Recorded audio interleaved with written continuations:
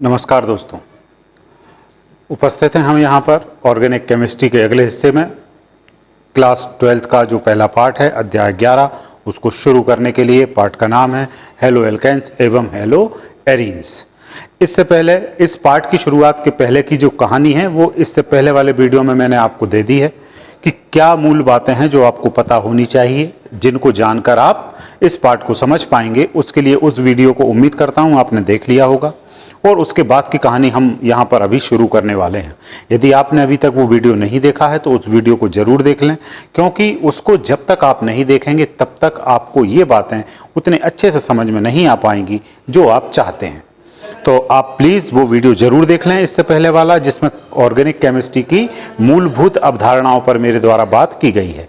फिर दूसरी बात, आप यदि मेरे वीडियोस को देख लेते हैं तो आप उसे लाइक तो किया करें, ताकि कम से कम मुझे लगे कि नहीं, मैं जो मेहनत कर रहा हूं वो आप तक पहुंच रही है और आपको फ़ायदा हो रहा है। तो आप प्लीज़ वीडियो को लाइक करना ना भूलें, लाइक कर दिया करें। और यदि आपने अभी तक चैनल को सब्सक्राइब नहीं किया है तो सब्सक्राइब भी कर लें। तो अब हम अपनी बात पे आते हैं, हम शुरू करते हैं अध्याय 11 हेलो एल्केन्स एवं हेलो एरीन्स। यहाँ पर इस पाठ की शुरुआत में आज हम 3 मुख्य बातों को समझेंगे। हेलो एल्केन्स क्या हैं, उनका इंट्रोडक्शन हम लेंगे, साथ ही हेलो एरीन्स का इंट्रोडक्शन भी ले लेंगे। इसके बाद इनका नामकरण किस प्रकार किया जाता है और इनको बनाने की प्रमुख विधियां क्या हैं, इतनी बातों पर आज चर्चा करेंगे। उसके आगे के जो पोर्शन होंगे उनको मैं अगले वीडियोस में इसी पार्ट के हेलो एल्केन्स 1, 2, 3 करके पूरी सीरीज आपको दे दूंगा। आप वहां से उम्मीद करूंगा कि बहुत अच्छे से सभी बातों को समझ जाएंगे। तो आइए लेट्स बिगिन। Halo alkanes. तो हेलो शब्द का तात्पर्य सबने सुना होगा। हेलो, जनरली जब भी किसी को मोबाइल आप लगाते हैं तो फ़ोन जैसे ही उठता है तो वहाँ एक शब्द निकलता है हेलो। तो उसकी भी कहानी है, वो हेलो क्यों कहा जाता है वो आप जनरल नॉलेज सर्च करना, आप नेट पर सर्च करके ढूंढना कि हेलो क्यों कहते हैं, उसका उत्तर मिलेगा। यहाँ पर उस हेलो की बात नहीं हो रही। यहाँ पर ये जो शब्द है हेलो, इस हेलो शब्द से तात्पर्य हेलोजन के साथ है। अब सर्वप्रथम तो हेलोजन को ही जान लें। तो आपने आवर्त सारणी को यदि देखा होगा तो समूह 17 में कुछ तत्व हैं। आवर्त सारणी के समूह 17 में जो तत्व हैं उनमें फ्लोरीन, क्लोरीन, ब्रोमीन, आयोडीन और एस्टाटीन, इन तत्वों को रखा गया है। ये तत्व समुद्री लवण बनाने वाले होते थे। इनके जो यौगिक थे मुख्यतः समुद्र के अंदर लवण के रूप में पाए गए।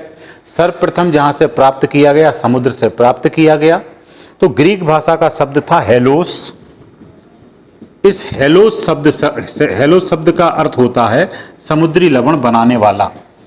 तो हेलोस शब्द से इनका नाम हेलोजन यहां पर पड़ गया। तो ये जो पूरे तत्व दिख रहे हैं, जब आप अलग अलग में इनको पढ़ रहे हैं तो इसे फ्लोरीन, क्लोरीन, ब्रोमीन, आयोडीन और एस्टाटीन कह रहे हैं। लेकिन जब इकट्ठा सब पूरा कंबाइन में जब इस ग्रुप की बात करेंगे हम, तो इस ग्रुप को हेलोजन के नाम से जाना जाता है। ये समूह 17 किस नाम से जाना जाता है? हेलोजन के नाम से। तो हेलोजन इन सबको कह देंगे। अब यहाँ पर अभी हम हेलोजन को जब यूज करेंगे तो आप ध्यान रखना, ये फ्लोरीन समूह का पहला तत्व है। सभी क्रियाएं पूरे समूह जैसी नहीं बताता है। आपने पिछले क्लासेस में पढ़ा होगा, 11th में पढ़ा होगा कि हर ग्रुप का जो पहला तत्व होता है वो अपने ग्रुप से अलग व्यवहार करता है और बगल वाला जो ग्रुप है उसका जो दूसरा तत्व है उससे समानता बताता है। विकर्ण संबंध जिसे कहते थे, उसकी चर्चा हम अगले वीडियोस में करेंगे। तो यहाँ पर ये थोड़ा सा अलग व्यवहार बताता है। ये रेडियो एक्टिव कैटेगरी की हो जाती है, रेडियो एक्टिव स्वभाव इसका होता है। तो मुख्यतः जब हेलोजन की बात होती है तो इन 3 की चर्चा हम कॉमनली करते हैं। तो हेलोजन को जब हम बताएंगे उसको प्रतीकात्मक रूप में एक्स से बता दिया जाता है, और जहां कहीं भी एक्स होता है उसका मतलब इनमें से कोई भी होता है, और मुख्यतः उसका मतलब क्लोरीन, ब्रोमीन या आयोडीन के साथ होता है। तो अब आप हेलोजन समझ गए।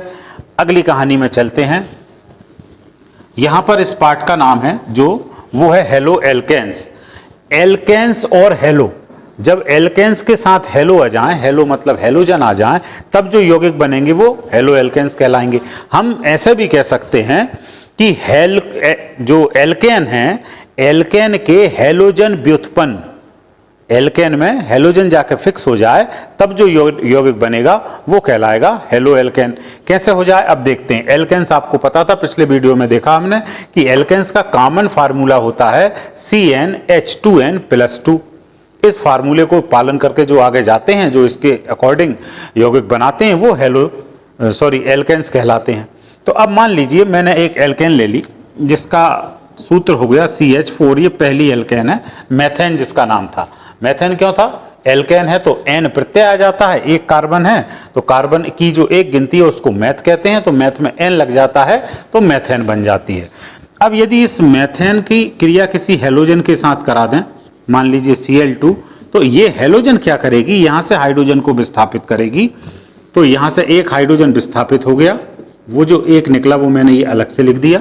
अब यहां पर एक संयोजकता खाली हो गई। इस हाइड्रोजन की संयोजकता एक है, 2 क्लोरीन हमारे पास है, हर क्लोरीन की संयोजकता एक होती है, तो ये क्लोरीन यहां पर जुड़ गई और एक क्लोरीन यहां पर जुड़ गई। तो ये जो चीज बन गई, ये जो यौगिक बन गया, इसमें आप देखें कि बना तो किससे है? एल्केन से है, तो एल्केन का ही व्युत्पन्न कहलाएगा। लेकिन इसमें साथ में कौन लग गया है? हेलोजन लग गया है। तो एल्केन के हेलोजन व्युत्पन्न मतलब ये जो यौगिक बन गया है, अब ये यौगिक कहलाएगा हेलो एल्केन। ठीक है, समझ गए होंगे बात को। अब आप जब पढ़ेंगे तो आपको कई सारे हेलो एल्केन्स को यहां पर पढ़ना है।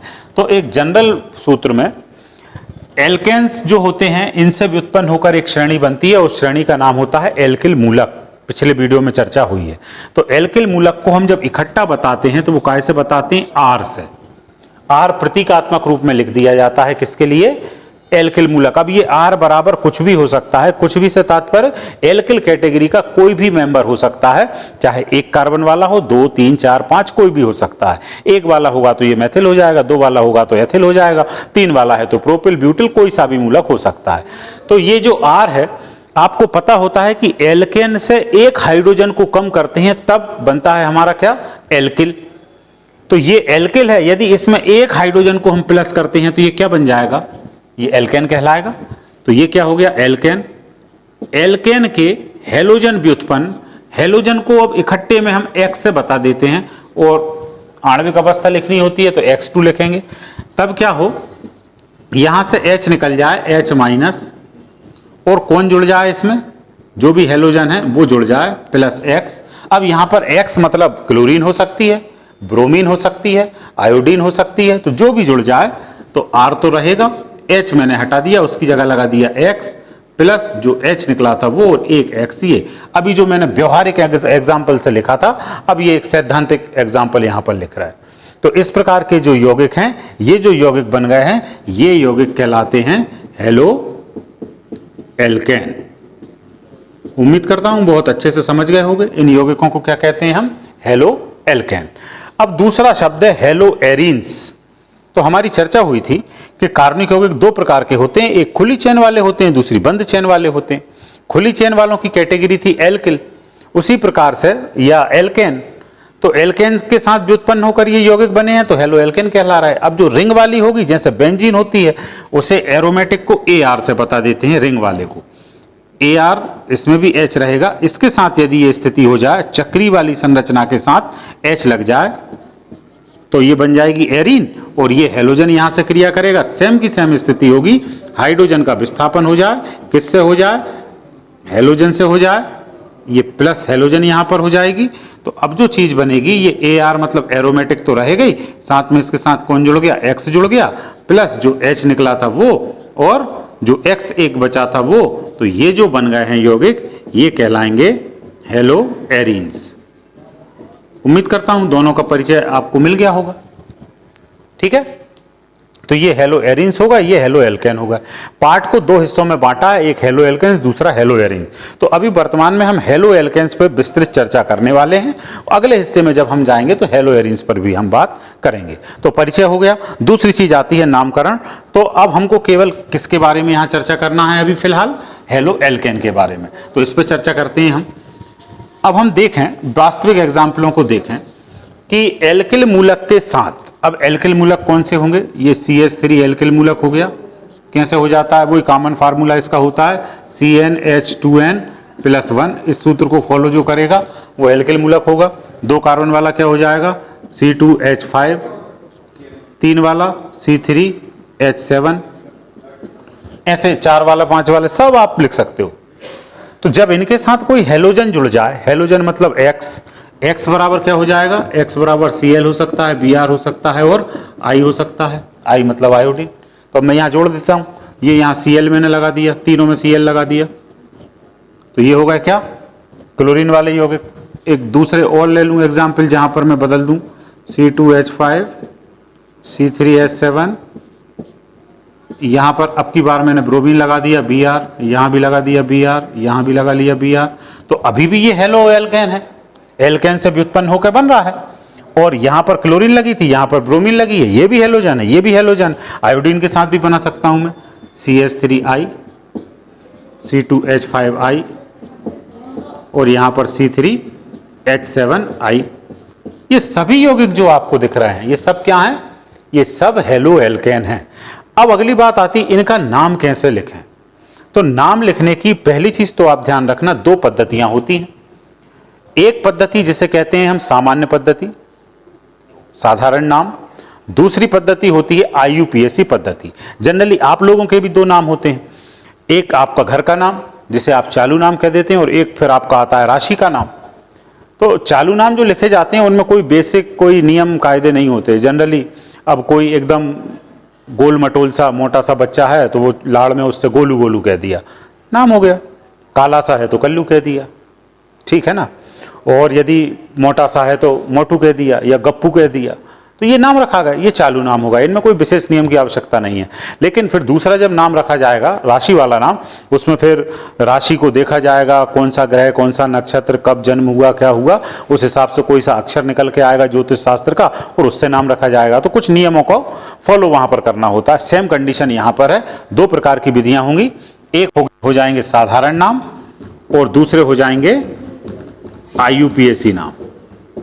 IUPAC नाम, IUPAC नाम का एक पूरा अच्छा वीडियो बनाऊंगा पूरा डिटेल में। इंटरनेशनल, इसका पूरा नाम होता है international union for periodic and applied chemistry, ये याद रखना। तो साधारण नाम जब इनके लिखे जाते हैं तो साधारण रूप में हम इन्हें एल्किल हैलाइड कहते हैं, एल्किल हैलाइड। ये नाम ही लिख रहा हूं मैं, अभी देखना इससे कैसे निकलेगा। और जो IUPAC नाम जब लिखते हैं तो उनमें इनका नाम हेलो एल्केन होता है।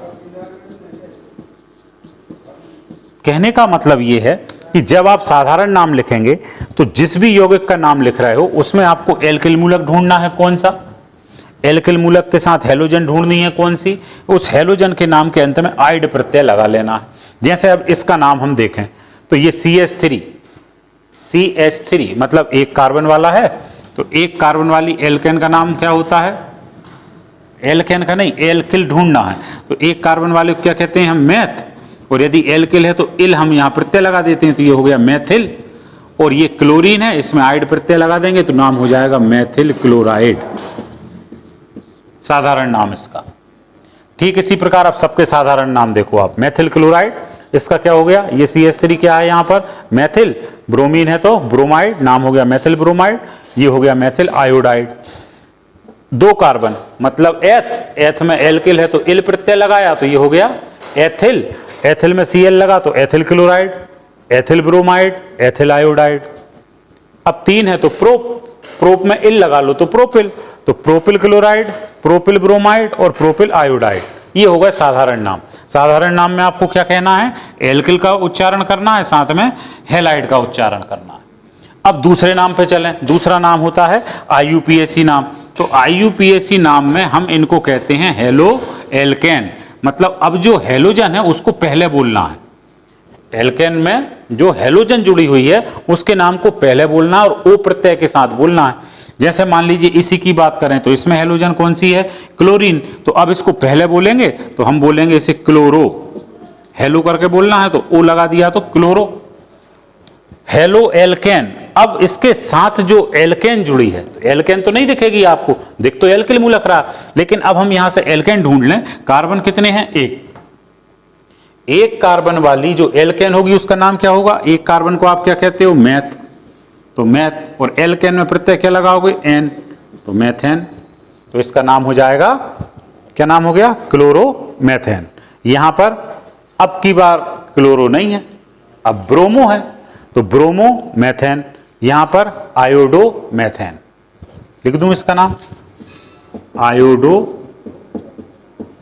मैथेन। इसी प्रकार से आप सबके नाम लिख सकते हो। ये हो गया आपका chloro ethane, bromo ethane, iodo ethane, chloro propane, 3 carbon है तो propane, bromo propane, iodo propane. उम्मीद करता हूं नाम आसानी से लिख लोगे दोनों प्रकार से। तो अब आपको जो सूटेबल लगेगा, जो नाम ठीक से आ जाए उस नाम को यूज कर लेना। आप चाहें तो साधारण नाम भी यूज कर सकते हैं और आप चाहें तो IUPAC नाम भी यूज करते हैं। नाम यूज करोगे तो ज्यादा अच्छा होगा। तो ये तो नामकरण हो गया। अब अगली चीज पे चलते हैं। जो ये हैलोजन वाले यौगिक बनते हैं वो 2-3 प्रकार के बनेंगे। कैसे 2-3 प्रकार के बनेंगे? एक एग्जांपल देखिए आप, ये मेथेन थी, मेथेन से मैंने एक हाइड्रोजन को हटाया। कैसे हटाया, क्या किया, उस पर बात बाद में करेंगे। तो एक हाइड्रोजन हटाई तो ये CH3 हो गई और एक यहां पर मैंने Cl जोड़ दिया। एक दूसरी स्थिति हो सकती है, मैं 2 हाइड्रोजन को हटा दूं तो अब स्थिति क्या बन गई, CH2 हो गए और 2 क्लोरीन जोड़ दूंगा। एक स्थिति और हो सकती है, मैं 3 हाइड्रोजन को हटा दूं तो 3 Cl जुड़ जाएंगी और चारों को हटा दूं तो 4 जुड़ जाएंगी। विस्थापन करता जा रहा हूं, कैसे होगा आगे क्रियाओं में देखेंगे। एक हटाया तो अब यहां पर देखो एक हैलोजन लगी है, एक को मोनो कहते हैं, तो ये मोनो हैलोजन यौगिक कहलाएगा। कैसा यौगिक है ये? मोनो मतलब एक, हैलोजन मतलब हैलोजन वाला यौगिक। ये वाला डाई हैलोजन यौगिक होगा, ये वाला ट्राई हैलोजन यौगिक होगा और ये वाला टेट्रा हैलोजन यौगिक होगा, 4 हैलोजन वाला। नामकरण में कोई दिक्कत वाली बात नहीं है, आपको इनके नाम के आगे अब भी जो कर रहे थे वही करना है। इसका नाम लिखोगे आप तो क्लोरो मैथेन हो जाएगा। यहां पर जब नाम लिखोगे तो अभी भी क्लोरो मैथेन है, Cl लगा है मतलब क्लोरो है, एक कार्बन वाले में लगा है मतलब मैथेन है, लेकिन चूंकि Cl 2 लगे हैं तो 2 को डाई कह देते हैं, तो इसका नाम डाई क्लोरोमेथेन हो जाएगा। बस इतना अंतर आएगा। 3 वाले में जब जाओगे तो अब 3 लग गए हैं तो ट्राई क्लोरोमेथेन हो जाएगा, अब 4 लग गए हैं तो टेट्रा क्लोरोमेथेन हो जाएगा। समझ गए बात को? तो इसका नाम क्या हो जाएगा, डाई क्लोरोमेथेन। ठीक इसी प्रकार इसका हो जाएगा ट्राई क्लोरोमेथेन। और ये तो क्लोरोमेथेन है, यहां तो मोनो लगाने की जरूरत नहीं, जब एक होता है तो मोनो इस्तेमाल करने की आवश्यकता यहां नहीं है। और ये हो जाएगा टेट्रा क्लोरोमेथेन।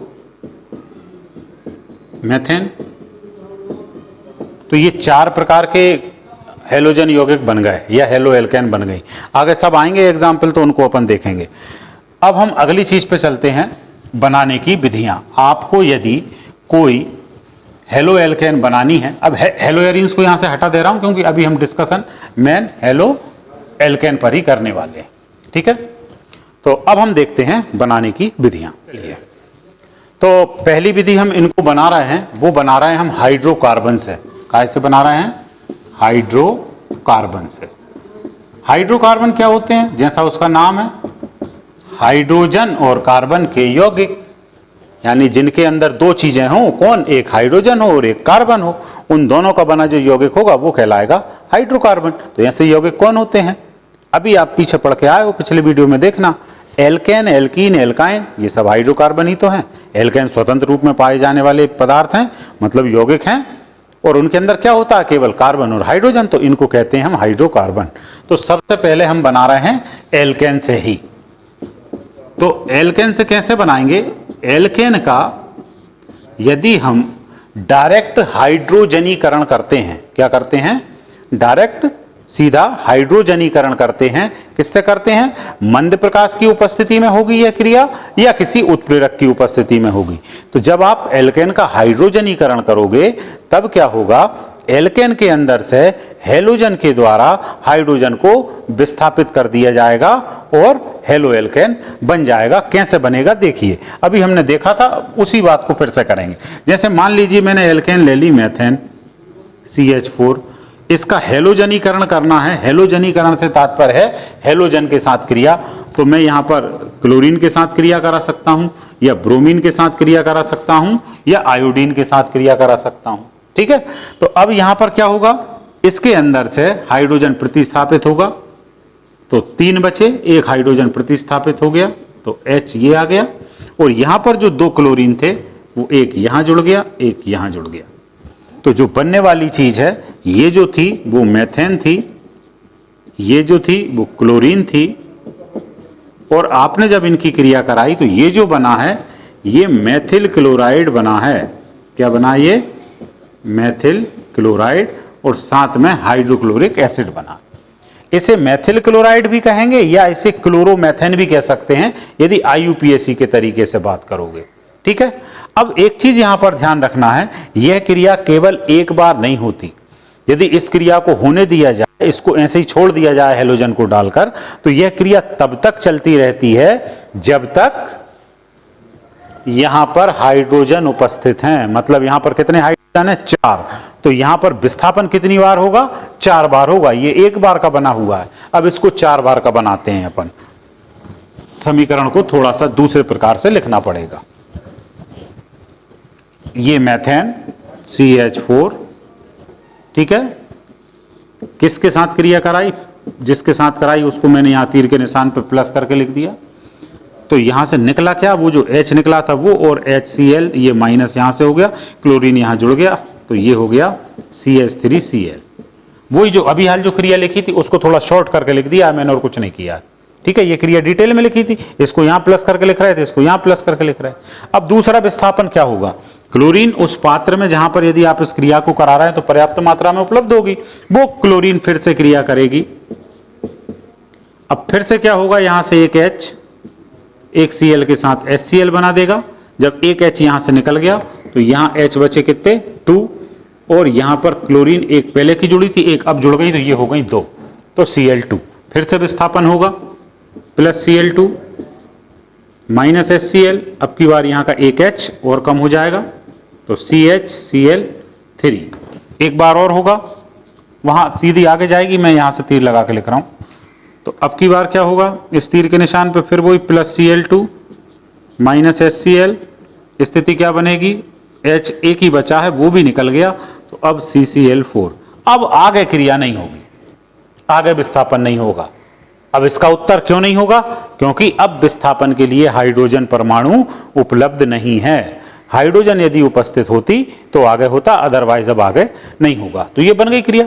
अब इन सबके नाम, अपन नाम अब भी नामकरण तो सीख के आए हैं, तो ये तो सबको पता ही है। एक कार्बन वाली एल्केन है तो ये हो गई मेथेन, विस्थापन हुआ तो ये हो गया मेथिल क्लोराइड, साधारण नाम यदि लिखें तो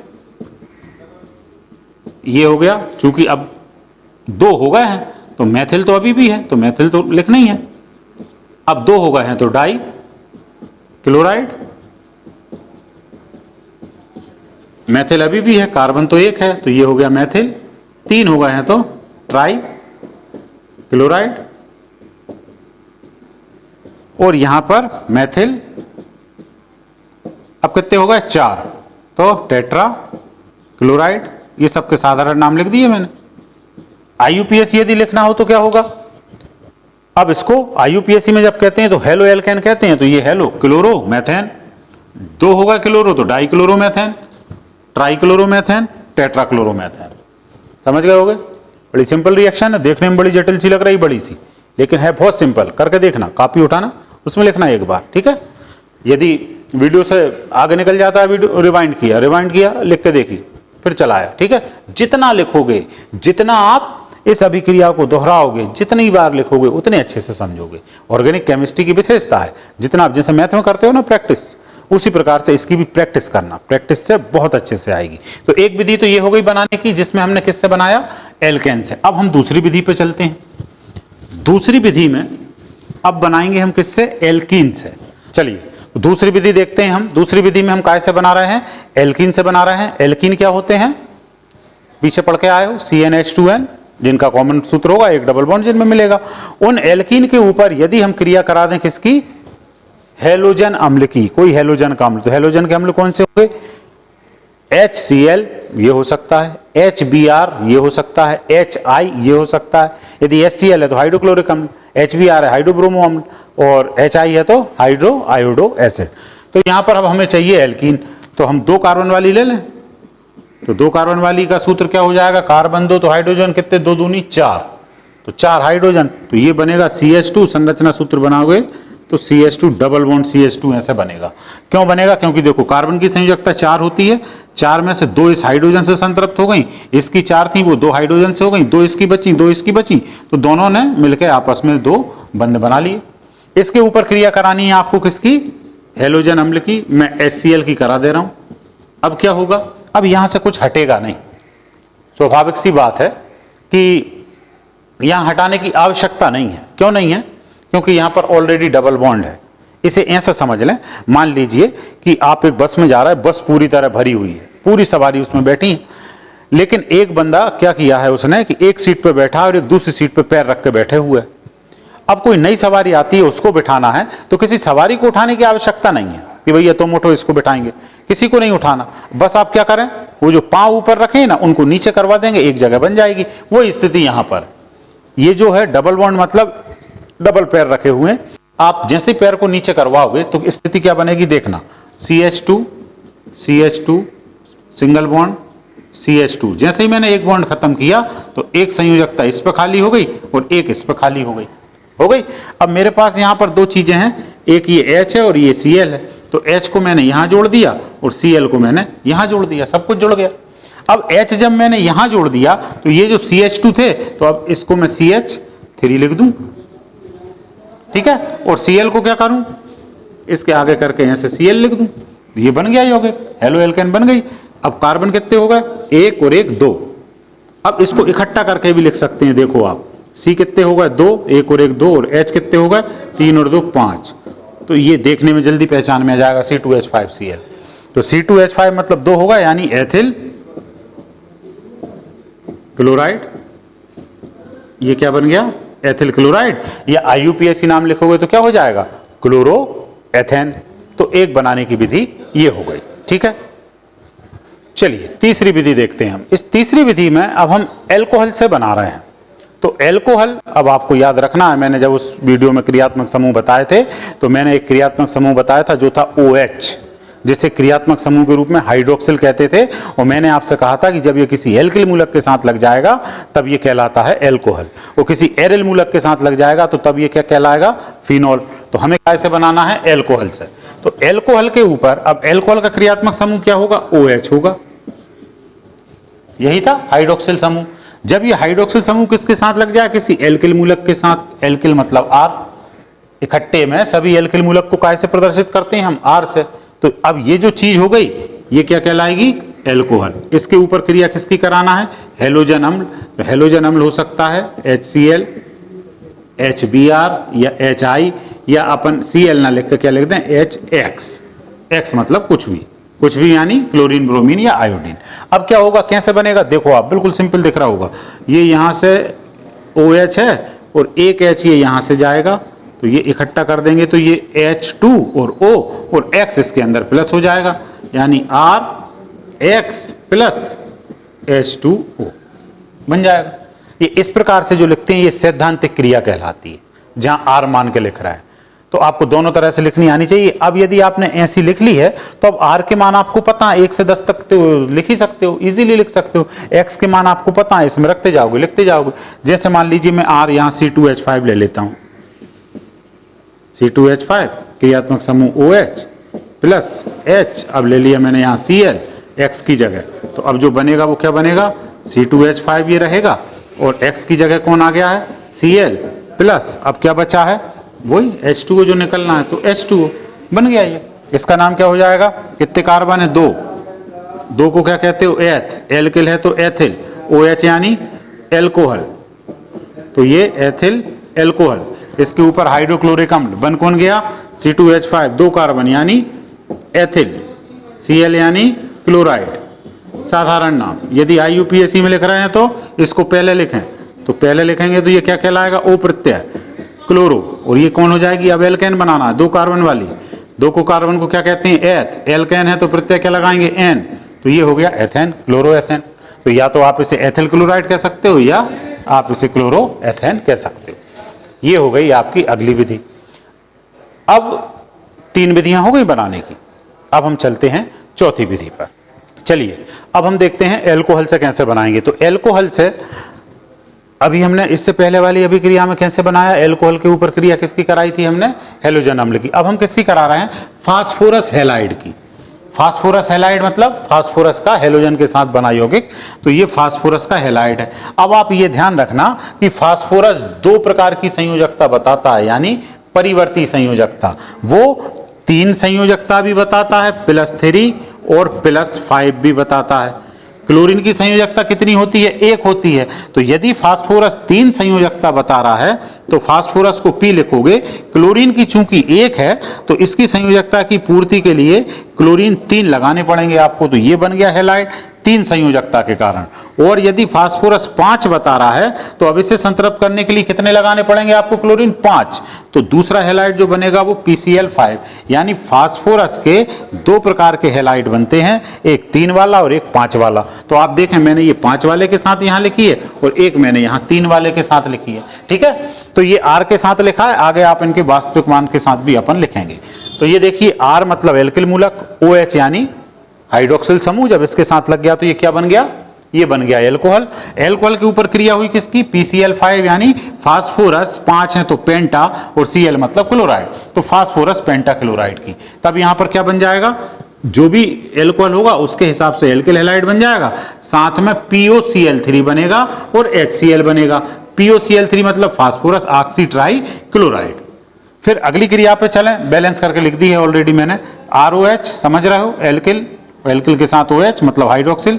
अब की बार क्रिया हो रही है PCl3 के साथ, तो यहां पर 3 अणु बन जाएंगे किसके, जो एल्किल हैलाइड आपको बनने वाला है उसके, और साथ में फास्फोरिक अम्ल बन जाएगा।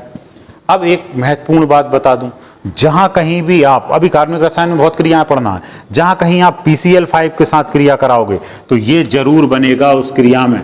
99.9% अभिक्रियाएं जो लिखोगे उनके अंदर जहां भी ये बन रही हो तो वो तो POCl3 तो लिख ही देना कि ये बनना ही है, और जहां जहां PCl3 की क्रिया कराओगे वहां पर ये फास्फोरिक एसिड बनना ही है। तो इसको बना देना, जो बचेगा तो इजीली लिख पाओगे। अब एक वास्तविक अभिक्रिया लिखूं मैं, R का मान मैं यहां पर अब CH3 ले रहा हूं।